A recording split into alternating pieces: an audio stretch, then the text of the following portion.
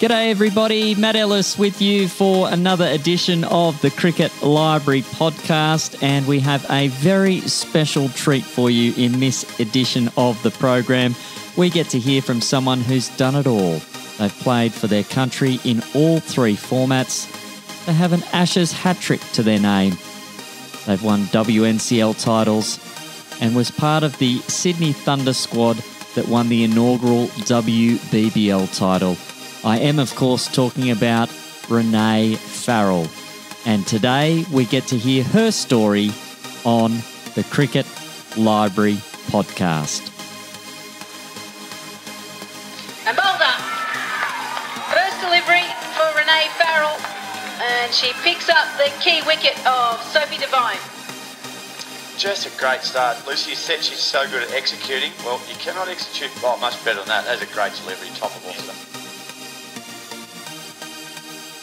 And it's a very warm welcome to the Cricket Library podcast. Rene Farrell, thanks so much for joining us. Hi, Matt. Thanks for having me. It's always a pleasure having a Thunder connection to the podcast. I have to confess up front, and I know our regular listeners would be well aware, I'm a massive Thunder fan, and I'm looking forward to hearing about your time at the Thunder, as well as your other achievements, which we'll touch on. But before we get there, I'd love to know where your passion for the game started. Yeah, well, grew up with an older brother. And one morning, Mum just came up to both of us and was like, do you want to play cricket or tennis? And my brother chose cricket. So, wanting to follow in the footsteps of my big brother, I decided to choose cricket as well.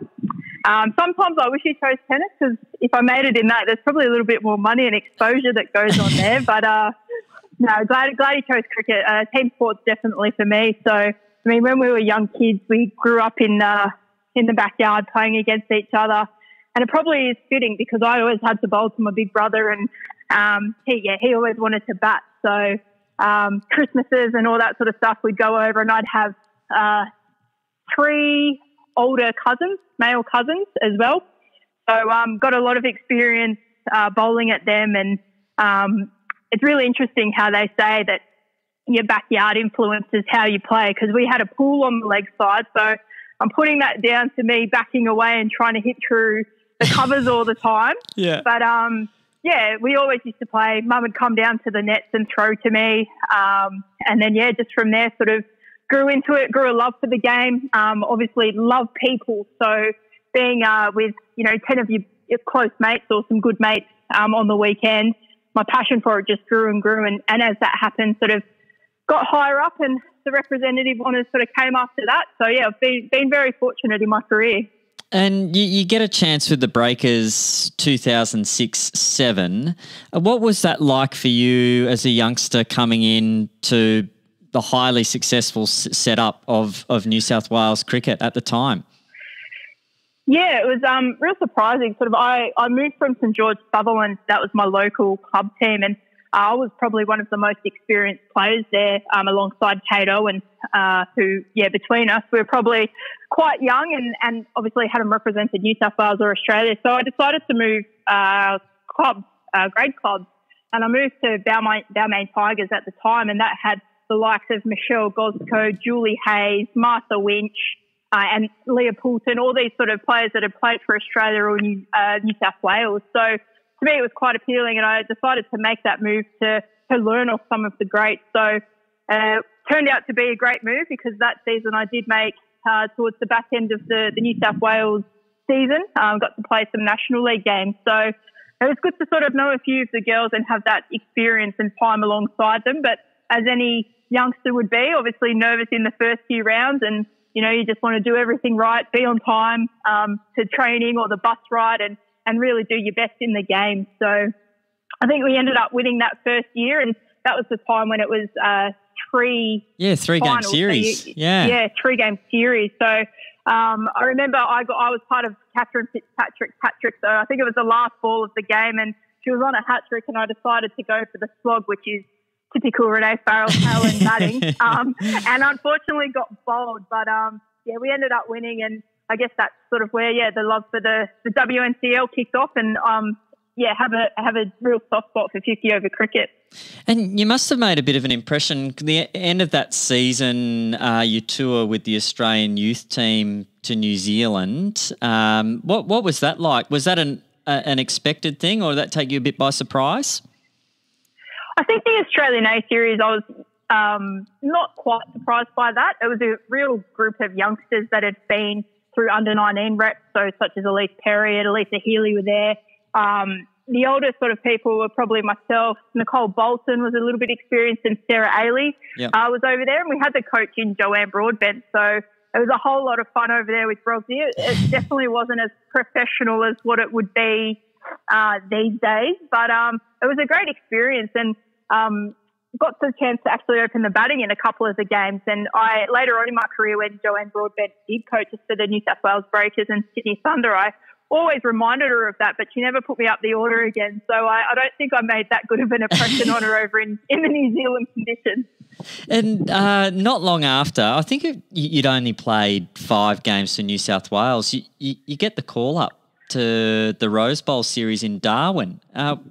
What are your recollections of that? Oh, I remember we just had a New South Wales A training. That was at the time when they sort of filled the gap between the under-19s and the Breakers with an A team. And I remember it was just pre-season training for us at that stage, because in Darwin they were playing middle of the year, which was out of season typically. And I just come back from a huge holiday, we'll put it as a holiday, over in Perth. So you could imagine all the little boutique breweries and the nice wineries down at Margaret River. So I probably wasn't in the greatest shape. But we're coming back into pre-season. But enjoyed some time over there. And we were sitting with the girls, and I got the call, and I was in shock. And the girls were like, "What's going on? What's going on?" And I burst into tears. That was the only reaction I could think of. And I was like, Lisa Stalaker and Claire Smith are injured, and they've just called me into the Australian team. And from there I was on a flight, I think the next night. The rest was just, it was all pretty much a blur, sort of getting up there, bowled with no name and no number on the back of the shirt. And remember Alex Blackwell was around there at the time, who's one of my fans. And just being able to sort of have her and her support sort of made me really fit into that team, I think. Yeah, and you take 3 for on debut, 3 for 36, very tidy return. Do you want to indulge and talk a little bit about that? Oh, look, I thought international cricket was going to be so easy after that game. I picked up a wicket in my first over, and then I picked up a wicket in my second over. So I think I got Sarah McGlashan, who's still around the traps these days. She played for the Sydney Sixers up until about last year, I think it was, and I think she's doing some work down in Tasmania as well. So it's nice to remind her every now and again that got you out sort of thing. But from there, sort of got the 3 wickets, and I got to bat in one of the games up there as well. I think I was batting for my average. I'm not sure if I got out, but I wouldn't have got that many. Yeah. Really enjoyed the series. Was very sore body-wise after that. Sort of, I was probably lucky that I was quite young and able to bounce back a little bit for the games. But these days the body would definitely not hold up. Really enjoyed the series. It was great to play in Darwin. I've never played there again, unfortunately, but it was a really great spot to play. And we ended up winning the Rose Bowl, and I don't think that's been lost for a number of years now. And you never want to be the team that does lose it. But Elise Perry also debuted in that series. So us 2 youngsters. We sort of enjoyed that experience together, which was really nice. Yeah, very much so. Now, you mentioned you're on holidays in Perth just before that time. You actually end up moving over to Perth. What was the connection or the attraction to going over to Western Australia for the 2008-09 summer? Yeah, so I had my debut season, which was just the 5 games for New South Wales, and then the next season obviously played again, but I think I bowled about 32 overs in 8 games, and I really wanted to, after having that taste of playing for Australia, I really wanted to have that again. So I didn't get selected in the next series, which was against India, and that really hurt. So I guess bowling sort of 30-odd overs in a season is probably not quite enough to be putting your hand up for selection. So I thought it was a good opportunity to go west. So I think I was 21 at the time and left all my family and friends back here and made the decision to go over there to try and bowl, or hopefully 10 overs a game and bat a little bit higher to push for that Australian selection again. And had a decent first year and managed to get my name up there in front of the selectors and, managed to make the Aussie team again, which was in perfect timing for the 2009 World Cup, 50-over World Cup here in Sydney, which is quite special, getting to play a World Cup in your home city, let alone your home country. So that was really exciting. Unfortunately, we didn't have the finish that we wanted. I think we finished in 4th place, which wasn't ideal, but it was really nice for my parents and, my brother and friends to see me in Australian colours on home soil in Sydney. They did not get to make the trip up to Darwin. So to do that was really special, to play in front of them, something, they've helped me through sacrifices really get to that Australian level. So it was nice for them to get that reward, I guess.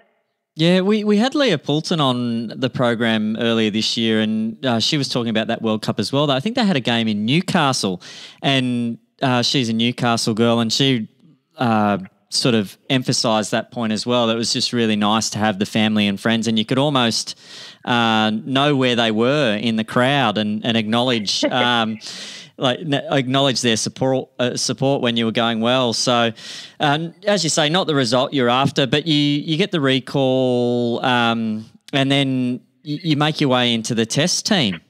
Tell us about your Test debut, 2009.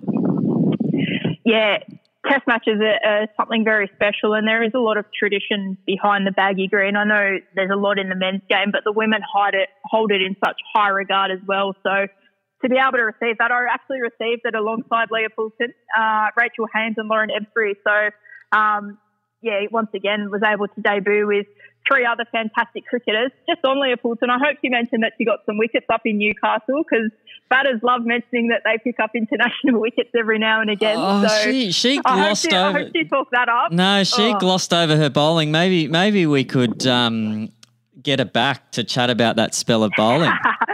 I hope you have a couple of hours. These batters, I'll tell you what. I've been commentating with Michelle Gosco, and she tells me she's got 1 international wicket as well. So, the batters get very excited about that. But, so I was able to debut with those people with the baggy green.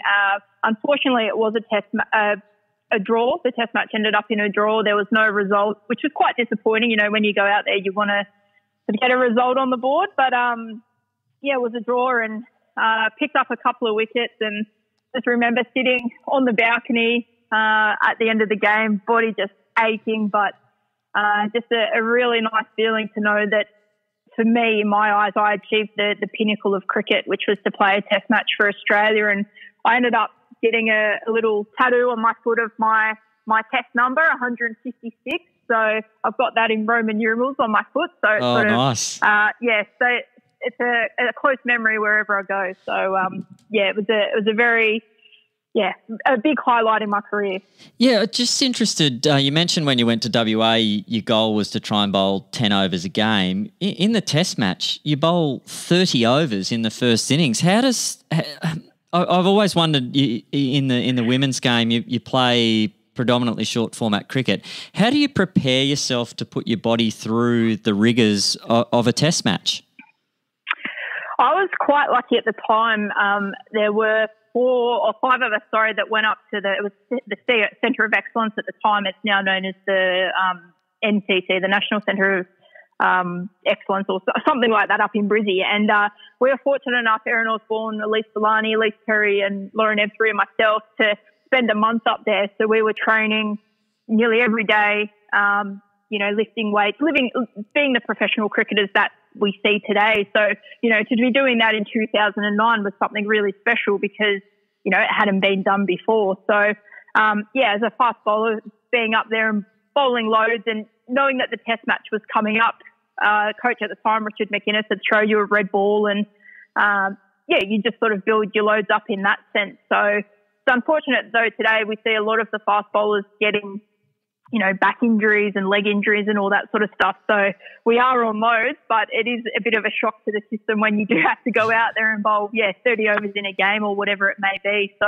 even for the spinners, sort of you feel for them because that's such an unnatural thing to do as well, bowling so many overs in a day. So there definitely is some strength and conditioning and science stuff behind it, and it's just trying to get in as many overs as possible. I was down at the park the other day with a local Bangladeshi team came down that just play park cricket on the afternoons, and I actually think I bowled about 15 overs to them, and I'm still feeling it today. So I'm not sure how we used to do it, but yeah, so still very sore today, but I am a lot older now than I was back then. So we'll put it down to the age. Now, is commentating on the WBBL just giving you itchy feet by the sounds of things? Sounds like there's a bit of a spark there to keep rolling the arm over.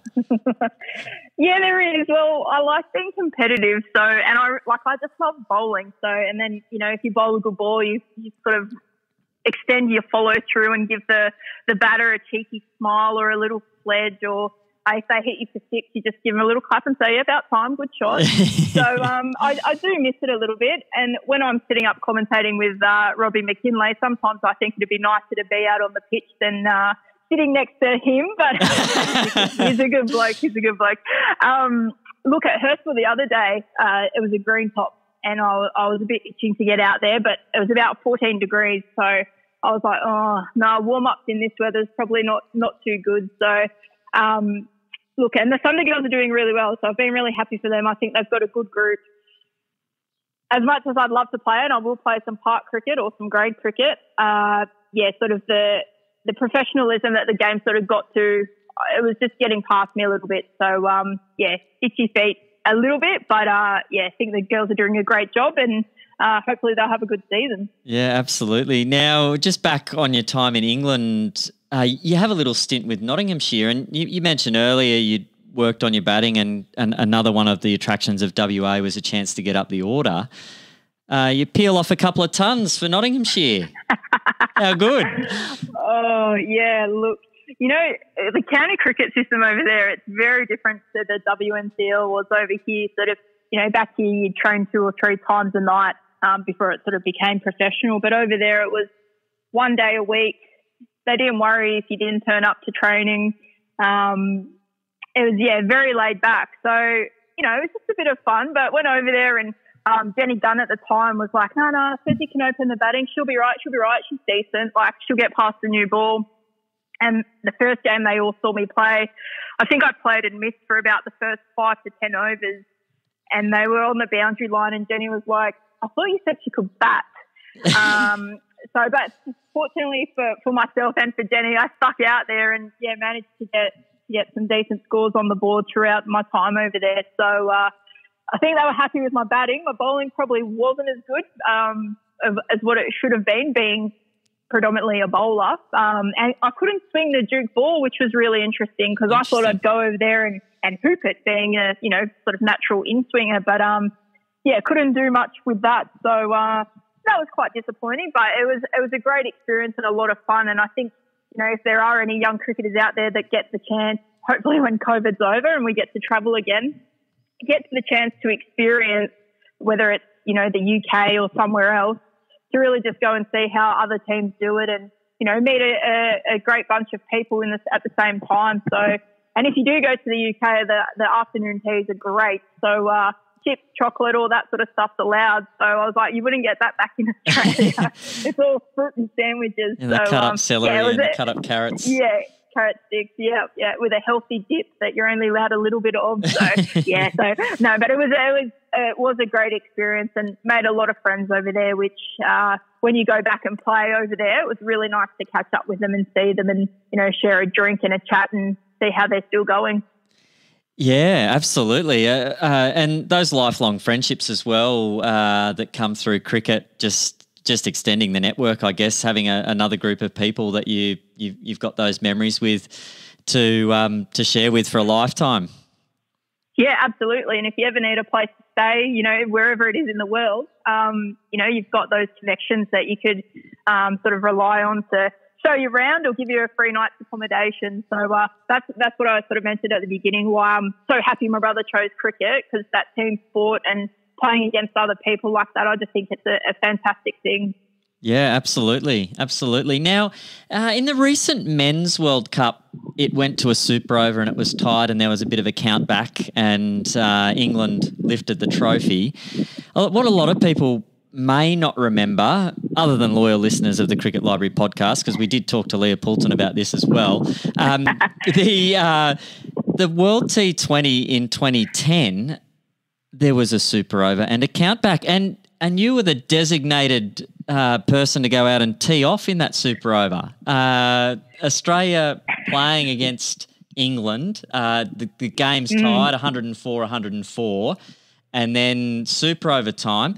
What are your recollections of the super over? Leah was telling us that it was one of the first times after they'd gone through the phase of having the bowl off, and I quite liked the bowl off concept, but they moved into super over. Talk us through it and your recollections. Yeah, so I'd been batting at the time, and I think I was in with Lisa Stalaker, and I think we needed a fair few off the last over, and we managed to get within, one run of it, and I hit it straight to mid-off to Beth Morgan, and I said yes. Usually she was a bit older and, hit and run sort of thing, and she directly hit the stumps, and it wasn't a TV game, so they couldn't go upstairs, but direct hit, umpire generally gets it out. And I spoke later to a few of the girls, including Jenny Gunn, and she was like, we think you were safe. So we got the right result in the end. But the super over, because I think I was already set, they made the decision that, you're in, you were facing, the conditions and what's going on, so you can stay out there, and didn't think too much of it at the time. And I think I nailed my first shot straight to cover. And I said, no run. And Leah's like, I think Leah was at the other end actually. And she was like, run. And I was like, okay. So I got on my bike and ran and we made it. I don't think we made too many runs, to be fair. But because Jess Cameron hit a 6, I think we had the only 6 of the game. I think boundaries were equal and all that sort of stuff. So I think Shelley Nitschke bowled the super over. So I wasn't required for my services for my bowling once again. But we managed to get away with it. And I think that ended up knocking England out of any contention of even making the semi-finals for that World Cup, which for them to win it the year prior and not make the semis was a real big deal. So, it's always nice to beat the Poms. I can't say that we smashed them, but to beat them, it's always a nice feeling. And it was like you say, one of the first super overs for its time. So I don't think you had maximum wickets at that stage. So I think once, you lost 2 or 3, that was your innings. But, we managed to do okay and come away with the win and ended up winning that tournament, which was our first T20 World Cup victory, ever. Yeah, real nail-biter, 3-run victory over New Zealand. Tense stuff. You bowled the second last over, I think, from memory. Oh, I did. I did my best to lose it for us. I came around the wicket to Sophie Devine, and at the time, we knew Sophie was a great player, but, look what she's done between the last 10 years to really cement that position. But I came around the wicket to her, and that was just really in her wheelhouse, and she hit me for 1 or 2 sixes, maybe a couple of boundaries, and I sort of wanted to hide on the boundaries for the last over, and just I don't think I could have fronted the team if we lost. But fortunately, Pez bowled the last one, and again, I think it was Soph that cracked that beautiful straight drive, and Pez stuck her foot out and stopped it from going for 4 and won us the game. So big celebrations, and I came off and I said, Rich McInnes, I'm sorry, mate. Like, I nearly lost it. He's like, all's good. So, we celebrated. There was a bit of dancing on stage. There was no Katy Perry at that stage to entertain us. But I think there were a few. Yeah, absolutely. I think there was some good West Indian music happening, and a few of the Aussie boys, because they played prior to us, stayed on and watched and came for a few drinks in the change room, which was really sweet. Obviously, after losing a World Cup final, it's always a bit of a sour note. So for them to stick around and support us girls, that was really sweet. I think that was led by Michael Clark. I think there's some footage of him on the balcony that sort of some people have shown us, and we obviously saw them there at the time. So, I think that's probably the start of where sort of the men's and women's teams really started, sort of getting along and combining and being one under the banner of Australian cricket. Yeah, Yeah, no, good times. And certainly since then, we've just seen a real explosion of the women's game. We'll get to a bit more of that soon as well. Now, the hat trick. I don't know. I guess you don't get asked about this very much. People have probably forgotten about it. You've probably got to remind people every now and then. Before we get to the actual hat trick, 2014 Bankstown Oval, Australia v England Test match. I've got to ask you about the. I think it might have been the second wicket in the 5 for 23. Jenny Gunn caught at first slip. How good's your appeal going for the catch at first slip? Oh, yeah. Well, Jenny Gunn being one of my best mates and obviously playing a lot of cricket against and with her. I mean, you always love getting your mates out. So, yeah, look, I love my appealing. I love getting wickets, especially when it's for Australia. But great catch. I think just Cameron gobbled that one up. Yeah. Yeah, and it was just sort of felt that I was on top a little bit there and could really, push and keep contributing. And it was just sort of a lull how the test match was going. And then sort of you get that wicket and, yeah, the adrenaline kicks in. And, I guess the rest was history in the next over. So it's, Robbie McKinlay will talk it up any time he gets a chance. I think when I was on commentary with him the other day, I think it took him maybe 9 balls. Oh, I think it was less. I think it was within the first over because Megan Shute was on a hat-trick, I think, third ball of the game. Yes, of course. There you go. But the first one was a big one because Charlotte Edwards had made 114 not out in that first innings for England, and she's the first one of the grouping of 3. Must have been pretty pumped just to get that one, let alone the next 2. Yeah, look, Charlotte Edwards has been a class player, was a class player for many, many years, and she would really hold that batting line up together for England. So we always knew, because she was getting a little bit older and her knees were going a little bit, that if we could get it sort of straight enough and on the pads, that we might be in with a shout for LB. So always in my mind, I was taught in Test cricket, just try and make them play. So every time I bowled sort of a ball in Test cricket, that was the idea that was in my head. And if you got that little bit of shape back in, then happy days. And it wrapped her on the pads and went up for it, and Blocker gave it out. And sort of that was the 2 wickets in 3 balls at that stage. And like I say, we just sort of felt that turning a little bit. That was it was a big wicket. And I think I probably appealed a bit like a goose then as well. Like I say, I just love taking wickets, and that feeling was pretty good. Yeah, absolutely. And then the Ashes win the next year in England. You contribute in that one as well. What was it like winning? I think you were the first Australian team to win the Ashes in something like 14 years on English soil. What was the emotion around that, having that success in England? Yeah, that was a really tough tour for me. I managed to play only the last of the 3 one-dayers, which was really upsetting. I thought, sort of coming off the back of some good series over here in Australia, I think against Pakistan and Sri Lanka, and then sort of we had the new coach in Matthew Modd, and, obviously different coaches see different aspects and how you play and all that sort of stuff. So it was really challenging. So you got to play one of the one-dayers. I was dropped to the test match as well, which was really upsetting, and sort of took that really hard. And it is quite hard when you have to rock up day after day for 4 days, just sitting on the boundary, running drinks, and then you've got to go to the nets and bowl and keep your loads up and also field as well, because we knew we still had 3 T20 games to come, which in that sort of series, how it's worked, is every game's super important. So, yeah, that was really tough.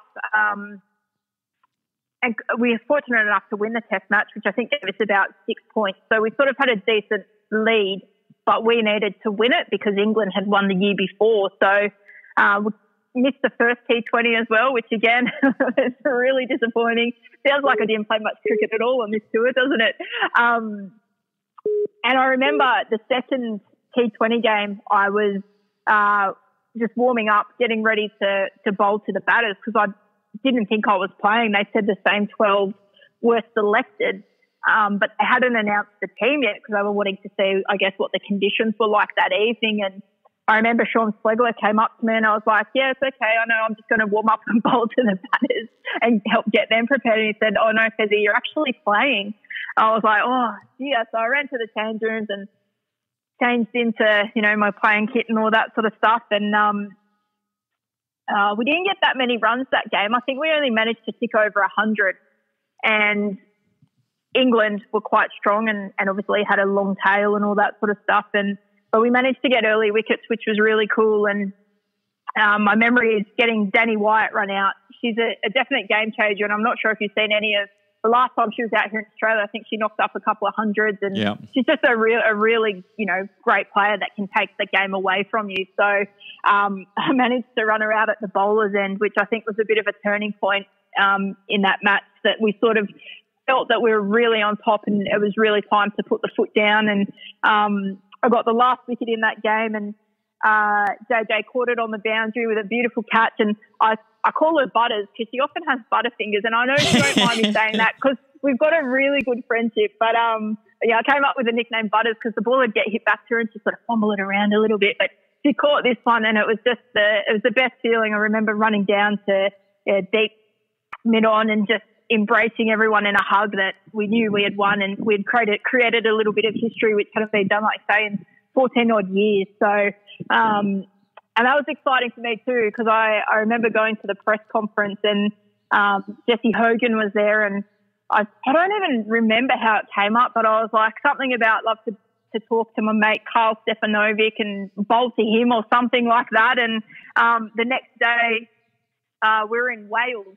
And that morning I was talking to Karl and Lisa on the Today Show. So that was, pretty exciting times. And in the end, I got to bowl to him in the nets. He came down to the SC and I rolled the arm over to him with Ash Gardner was there and a couple of other New South Wales Breakers girls. So, yeah, just a really exciting experience. And I think that was around the time that the women's game really grew traction into, hey, this team is really good and they're starting something here. And I think there was a bit more in the media and obviously social media really coming to a head as well. So, yeah, it was a really exciting time. And, to be a part of it. We obviously then lost the last T20 game over there. I think there was a few hangovers or something that might have been going on. But, I'd like to think that, we still went out there with the intent to win, as the Australian women's cricket team did every time we stepped on the field. Yeah, and you talk about that momentum that we're getting in the women's game. WBBL 01. How exciting was that to see? Like you'd had 4 seasons of the men's Big Bash, and then the women's Big Bash comes in, and the Thunder win. First season, Rene Farrell, 26 wickets. Your first international wicket. Sarah McGlashan, you knock over in the final as well. Another good conversation starter with her. Maybe we need to get her on to have a chat to give her a right of reply. But that whole season, we've had a few Thunder players on talking about the club and how the whole Thunder Nation and the men's and the women's team being really united right from the start, and what a difference that made. What are your reflections on the launch of the WBBL and the impact that it had on you and has had on cricket in general? Yeah, well, Nick Cummins was the manager at the time, not the Honey Badger, the other Nick Cummins.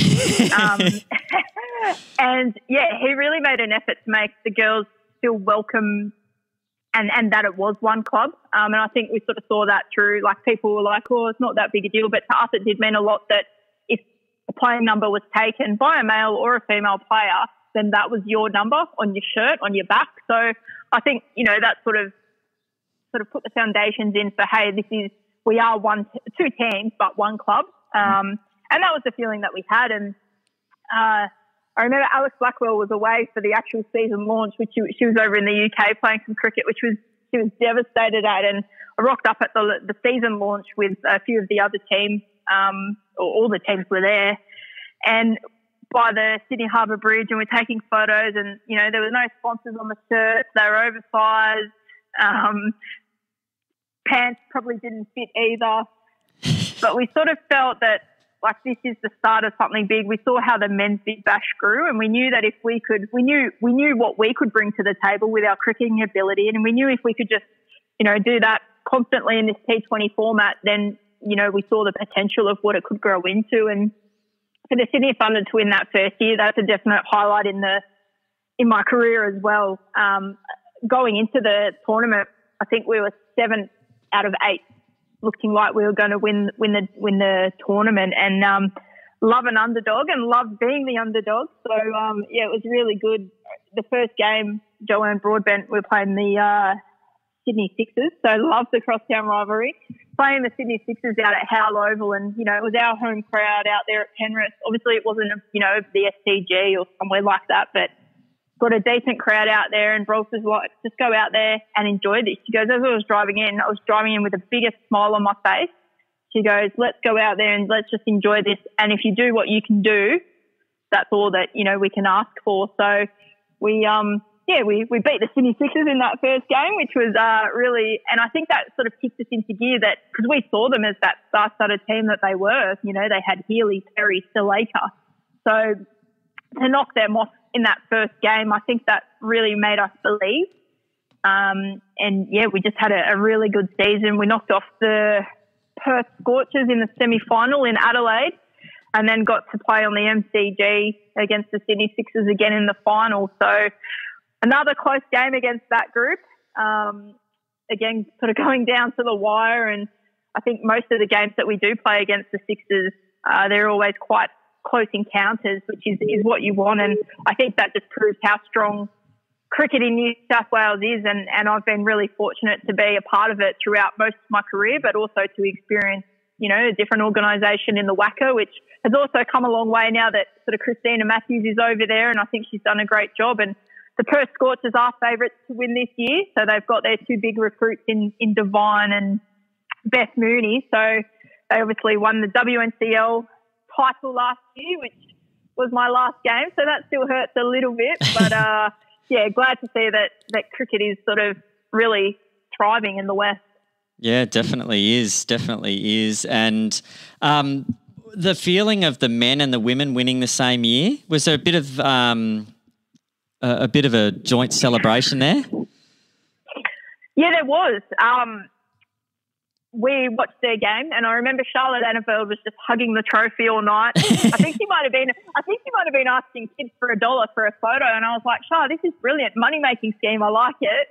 We obviously didn't, but and then we got the group photo with the boys down on the MCG, and I think that's something really special because you won't see that again, especially now with the women playing in October, November, and the men playing around that sort of December, January time frame. So, yeah, I don't think we'll see that double happen probably ever again. So to be part of that was very special. And we went down into the change rooms after and had a few celebratory drinks with the boys. And the next day, Alex Blackwell, myself, and I think Naomi Stellenberg were off to Adelaide to play against India. We had a T20 series against them after that. So it was really full on, but yeah, that was something really special that, again, was something you back at and be like, wow, that was a real piece of history that I have and with me. Yeah, absolutely. And WNCL rolled on as well. A good win and a good performance for you in the 2016 final, 3 for 20 in the decider against Queensland. Was that, do you have any favourite WNCL final wins, or do they all have good memories for good reasons? Towards the back end of my career, I really appreciated winning.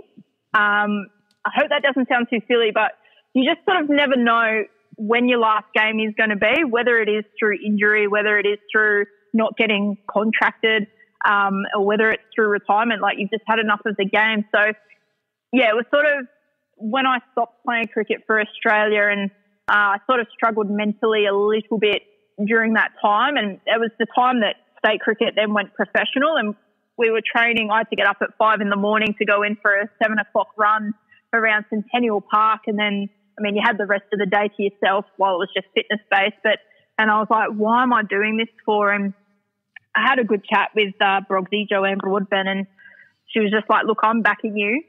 Like, go and show people what you can do.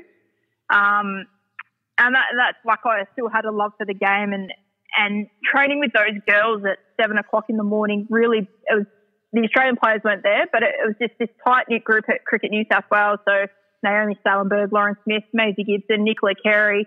Like, it really made us quite resilient, I think. And that really helped us for the next couple of seasons when it became a lot more professional. And, running at that time of the morning is not ideal, especially in winter. I was like, I play summer sport for a reason, to be out in the sun. Brogs was really good in just, focus on what you want to do and how you want to end your career. That's up to you, and, what legacy you want to leave. So sort of made a conscious effort to really help, or I thought I tried to help the youth, especially the young fast bowlers, come through just with different skill sets, mindsets, and just take the time to get to know them as people, which I think is really important. Yeah. And just on the winning front, just like celebrate every win, because that group is never going to be together again, because, like I say, people retire, get injured, move states, whatever it is. So, winning any game of cricket, so that those back-end games were really enjoyable, and performing in them is really good. But, celebrate everyone's achievements, I think, was really important. And when did you come to the realisation that it was time to plan for the next chapter? Thunder last year, and there were days where I was like, usually when I'm on the field playing, it's like I'm fine, it's game time, it's like game on, you switch on that white line fever. But there were times I was on the field and I was like, what am I doing out here? And it really hit me in Wollongong. We were playing the Adelaide Strikers down there, and I was just like, I'm not enjoying this.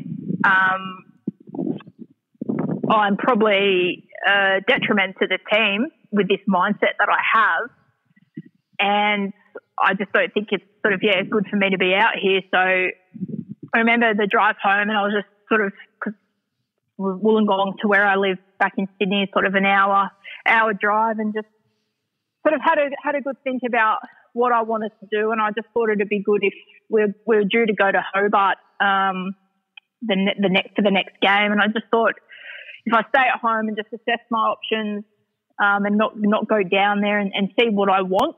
And Trevor Griffin was really great, and I think he could sort of see that, my body language and that wasn't as what it used to be. Yeah. So I said, fine, Fezzy, like, take that time, enjoy the weekends, get some family time in there and just assess what you want. So I did watch the girls, and that was another game that went to a super over, and I was like, hearing me, all these super overs, like, what's going on here? But, they unfortunately lost that, and part of me felt a little bit responsible and guilty that I couldn't just sort of push through that mental feeling that I had. But at the same time, I was like, no, you made the right decision. If you were there, like, your attitude could have affected others. So I made the right call in not going, but I did miss them, and I missed, not being able to contribute. And I really thought I owed myself to come back and play the rest of the season and really try and finish on a high. As well as I felt the game was getting a little bit beyond me. Sort of, I'm not as fast as some in the pace department. I'm probably only bowled just over 100k, and that's if everything goes right.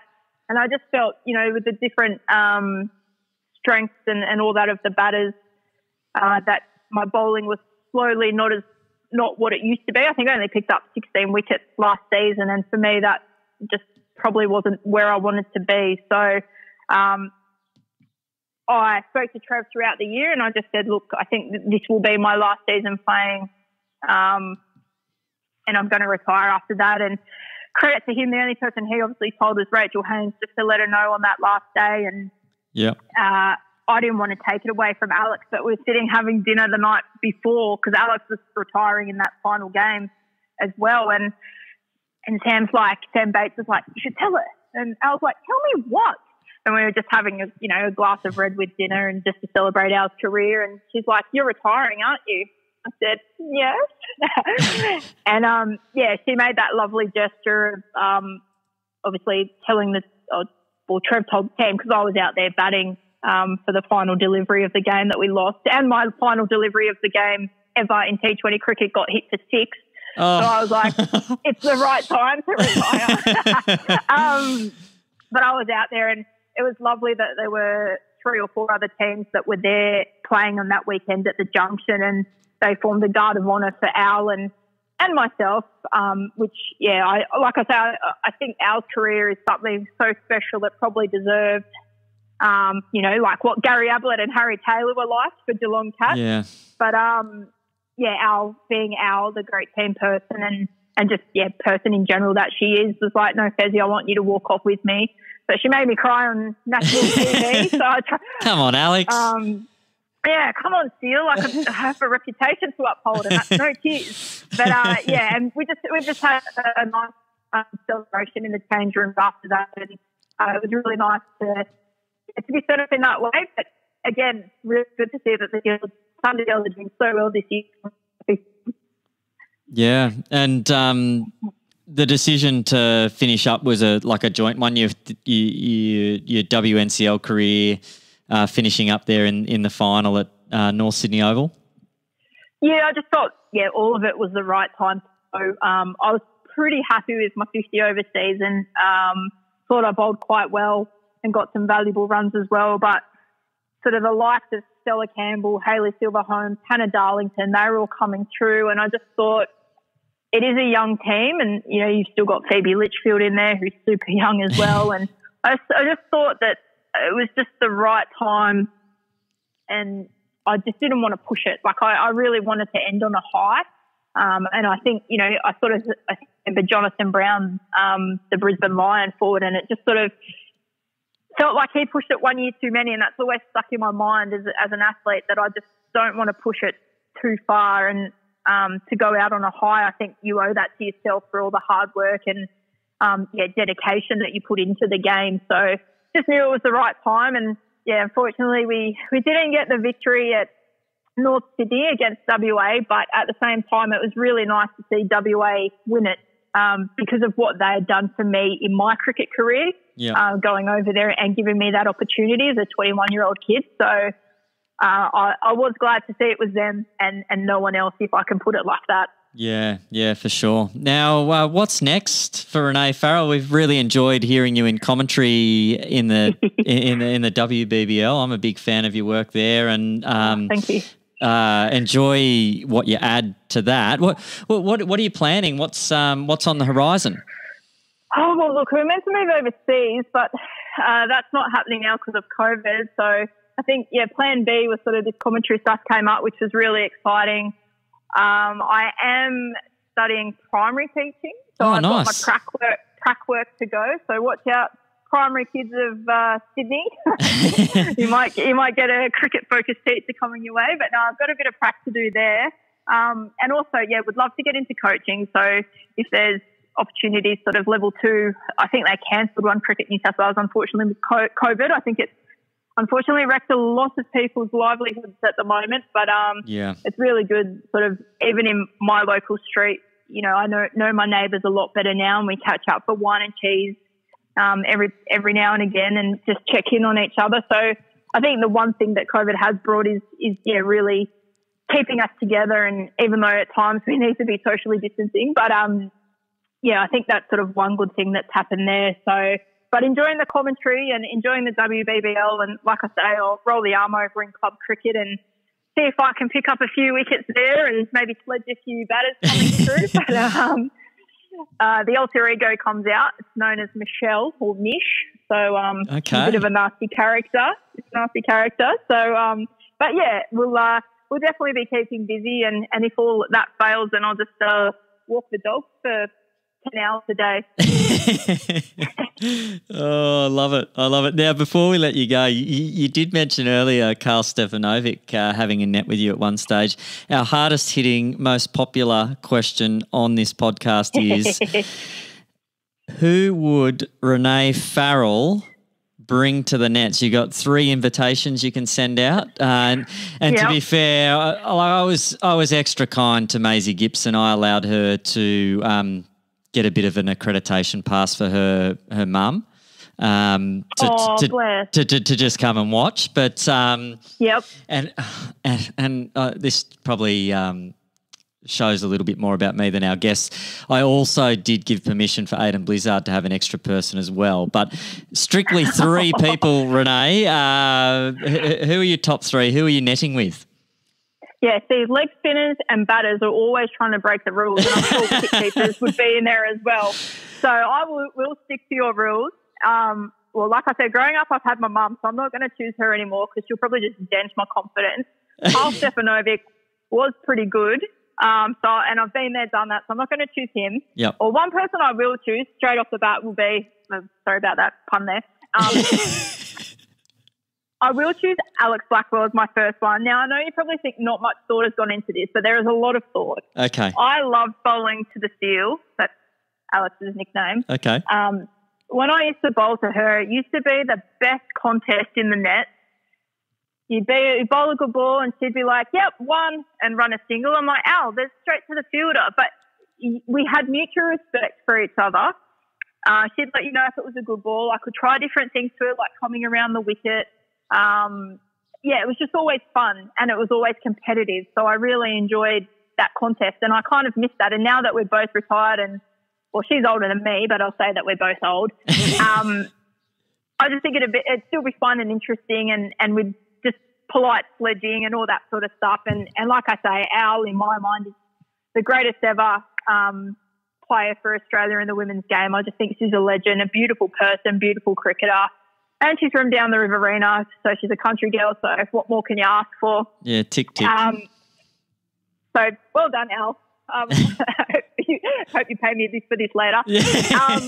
But the second person, now I did put thought into this because I'm a mad Carlton Blues fan. Oh, you are too, yeah. Followed them ever since I can remember, so very, very young. They're going to win the premiership next year. So I actually had a dream that they were going to win this year, but that was obviously for next year. And that was obviously a dream. But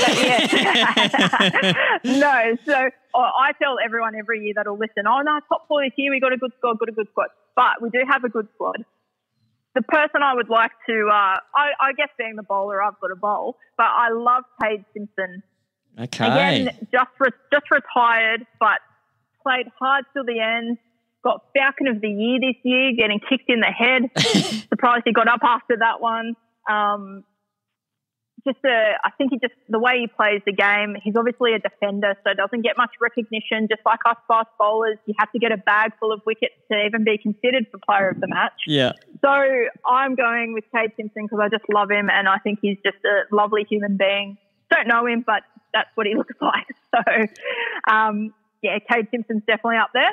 Yeah. And my last one, hopefully this isn't taking up too much of time. I'm sure Maisie would have chatted you off too. Oh, and definitely. She had more people. So the last one I'm going with, and this one's a bit left field, but I was like, I'm actually really into liking Nick Jonas from the Jonas Brothers.